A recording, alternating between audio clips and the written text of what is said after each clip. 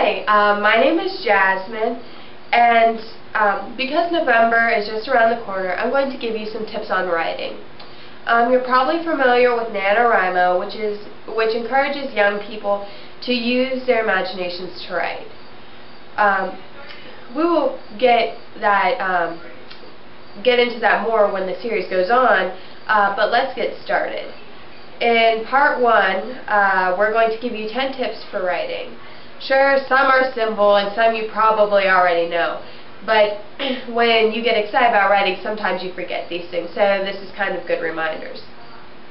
Number 1, and probably the most important, is to write an outline for the course of action that your story is going to take. And that means dividing it into the 9 checkpoints. Now, if you don't have an outline and you know how to start it and you know how you're going to end it, then sometimes what happens is you get sidetracked and then you don't know how to get from where you're at to where you want to be in the end. Second, before you even start writing, you want to decide who the main character is, who the antagonist is, and who the supporting characters are going to be. And each one of them play a very important part in your story and the development of that. Third, you want to do a character bio. For your main character, you want to make sure that they're dynamic, that they're 3D, so that they're more real-like and more relatable to your audience. 4, as you write, you want to visualize the scenes in your mind, and so that way it will help you to help your readers to use their senses like they're really there. Number 5, you want to write out conjunctions using such words as don't in your writing instead of do not.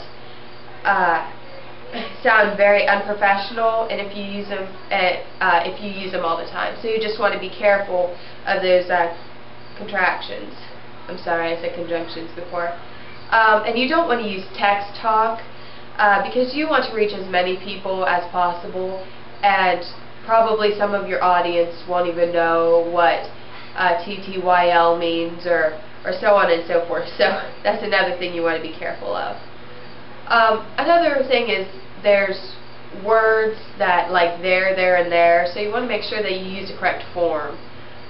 Because sometimes that can get very confusing and it just makes the whole sentence look bad. Number 8, you want to be careful of your punctuation and your grammar, because that's just another thing that if you do it correctly, then it just makes it look like somebody really professional did it.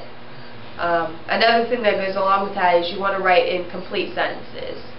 I can't emphasize that enough. If your sentences are missing any part of that, then your whole point of that sentence is lost, and therefore you've lost the readers, and that's something you definitely don't want to do.